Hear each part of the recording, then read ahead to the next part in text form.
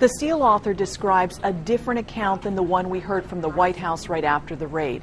He describes his team seeing what looked like Osama bin Laden in the hallway on the top floor, opening fire. They follow him into his bedroom and find that he's already been shot in the head. Now, this is a different account than we've heard before. The questions this raises are, originally we were told that the SEALs saw him and that he retreated into his bedroom. So they had to assume that he might be going for a weapon. So that's why they opened fire. That's what officials originally described. In the SEAL author's account, instead, we have him being spotted, being fired upon, and then apparently falling back into the room with a bullet to the head. After that, the SEALs who enter the room, one of them grabs two women who are wailing over the body. The other two open fire on the still twitching form.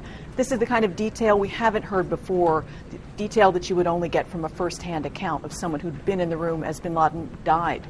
From the perspective of someone looking at a shooting in the United States, this could sound like an illegal shooting.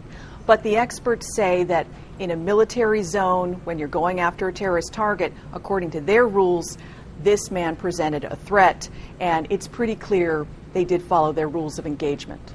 There's some uncomfortable commentary in the book where the author describes how the SEALs, the night before the raid, talked about how the Obama administration would probably benefit from this if it was a successful attack, if they really did find Osama bin Laden in that compound.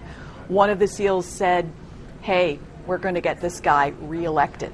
I spoke to one of the co-authors, Kevin Maurer, and he explained that this was more a case of operators in the field complaining about bureaucrats everywhere, whether they were politicians or some of the officers in charge, that the guys on the ground often feel like they're carrying out the mission and maybe somebody else is going to get the credit. At the same time, the authors make clear that the SEALs had respect for President Obama as a commander-in-chief. They also respected him for giving the green light for the operation.